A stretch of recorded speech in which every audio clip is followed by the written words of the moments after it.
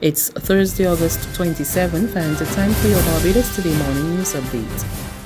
A senior Barbadian Liat pilot has given the Antigua and Barbuda Court of Appeal formal notice of his intentions to challenge a recent High Court decision to block a class action suit against his employer. Acting on behalf of 9 other disgruntled Liat pilots, Captain Neil Cave filed the notice of an application for leave to appeal the August 11th decision, which some lawyers warn could have serious implications for anyone flying on the regional airline. Emmanuel Joseph reports.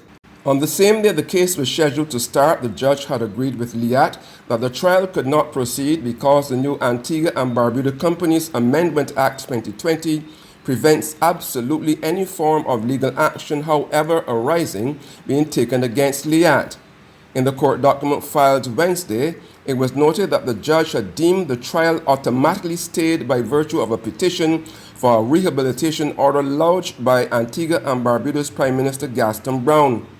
But the pilots have submitted 6 grounds on which they are relying to support their appeal against the High Court decision. One ground suggests that the judge misdirected herself and committed an error of law in concluding that the combined effect of the automatic stay granted to Liat on July 20, 2020 and the new Companies Amendment Act prevents the High Court trial from going ahead. Another ground contends that the judge again misdirected herself and committed an error of law in determining that the claimants fall under the ambit of creditors for the purpose of the same act.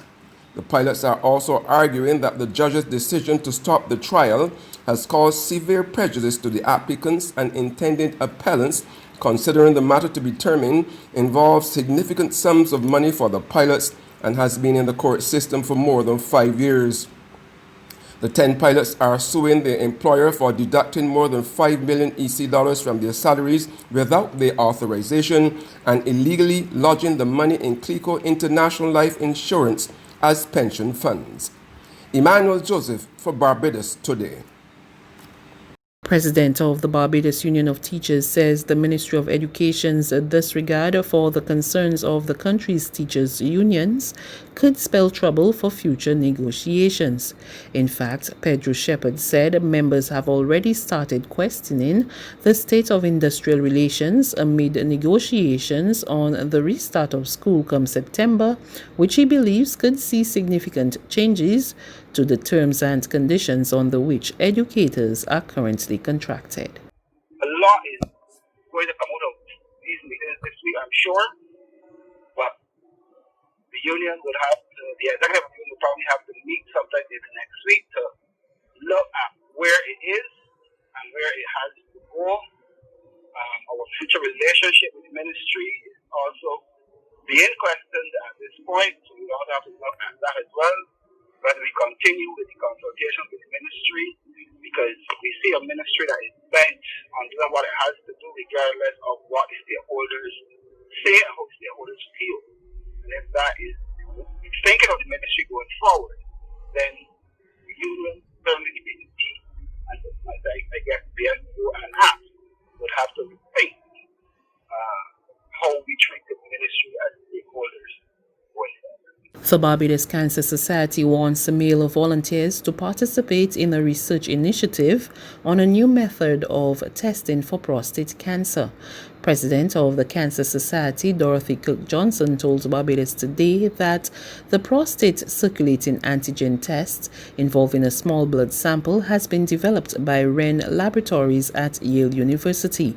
She said it enhances the assessment of minute traces of fragmented DNA circulating in the blood, which may signal the presence of prostate cancer from a pre-invasive stage. We would like 250, and then we would really love to be able to get another 250, which will be 500. Right now we're up at just under 200 listed who would want to come for the test. So anything that can be done to encourage the guys, because if we could get 500 people being tested, Professor Modlin would see Barbados as being very, very interested, and he would keep working with us on this project so that we will be able to perhaps carry it forward, or when it comes to fruition we will be at the forefront to move ahead with it. So we would really like at least another 250 guys to line up for it. They come and actually they pay for their PSA test, as I've said, and this test is done free. But I know this test is at least around about $400 US if you had to pay for it in the States. But again, it's all coming free through his grant and through his association, and we're benefiting from it. Even though the guys coming up are, they're on trial, they're very, very keen to see that that they can help and that there's a new way that may be very, very, very beneficial. Barbadians are set to reap benefits from the upcoming United Nations Conference on Trade and Development, scheduled to take place next April. Deputy National Coordinator Tyrone Brathwaite said a village marketplace will be set up opposite the Lloyd Erskine Sandiford Centre where the conference will take place and will showcase the best of Bajan food, arts, music and culture. The basic design is that of a typical Barbadian village, complete with chattel houses and lineman spots, where delegates can enjoy on a daily basis and in fresh air surroundings, a meal and live local bands. Delegates and other visitors to the village marketplace will also be able to browse and purchase locally produced arts, craft, and music. The village marketplace was conceptualized and designed by Mr. Adisa Andwele, who serves the National Organizing Committee as event and production manager for the marketplace. There's regional and international news after this short break.